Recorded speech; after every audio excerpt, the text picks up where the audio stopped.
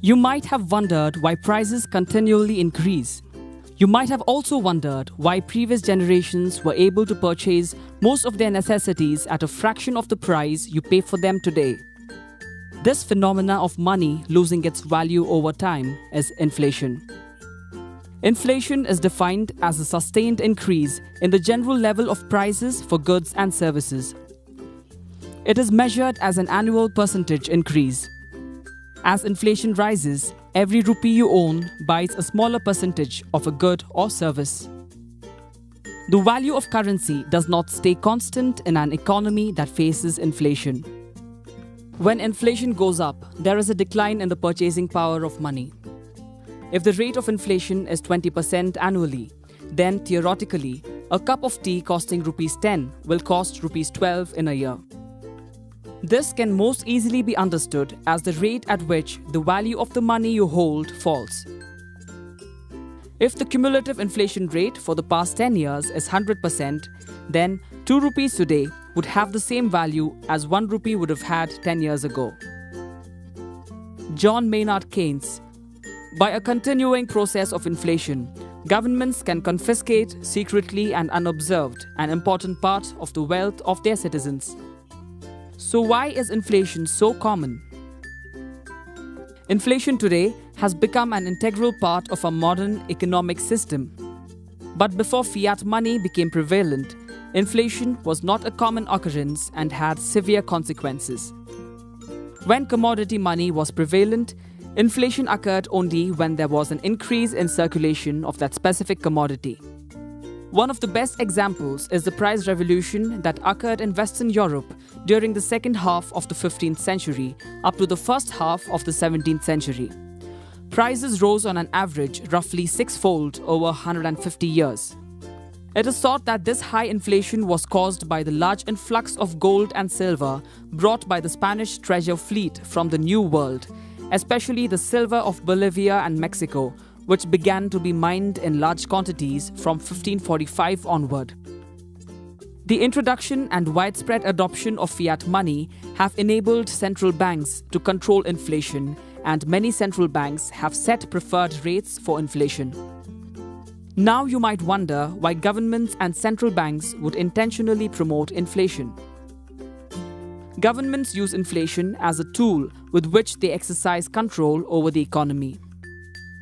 In the case of economic slowdown, the government spends on public projects in order to create employment and build infrastructure. This in turn helps the economy grow. In order to fund such large public works projects, the government prints currency and creates inflation.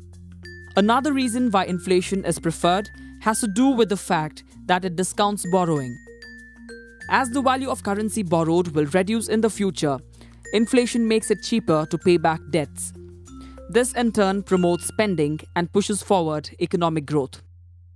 Governments usually borrow from their own citizens on a regular basis.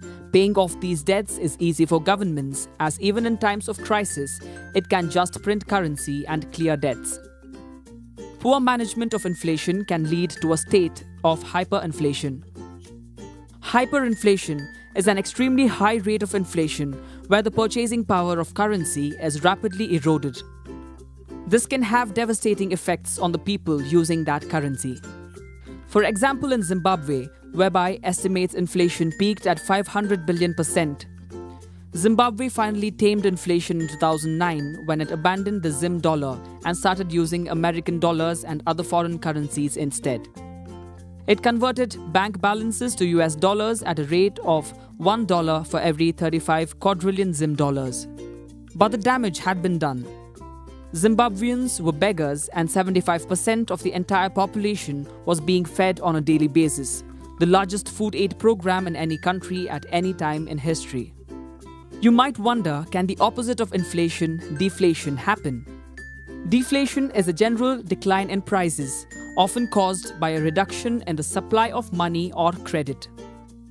Deflation can be caused also by a decrease in government, personal, or investment spending.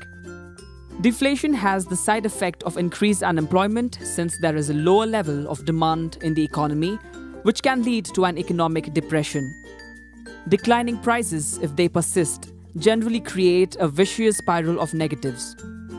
These negatives are brought on as falling prices lead to a fall in profits, closing factories, shrinking employment and incomes.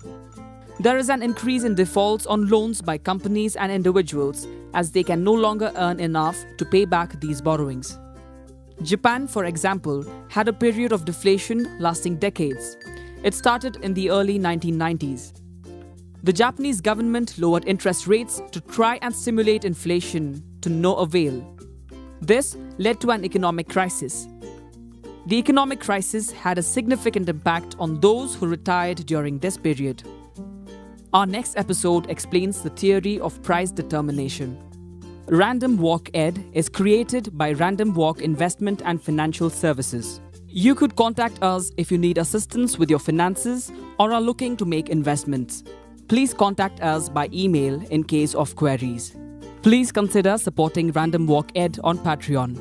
Your contributions will help us improve our content and continue making it available for free. Subscribe to our channel to receive updates on our latest videos. Share this video with anyone who might find it useful.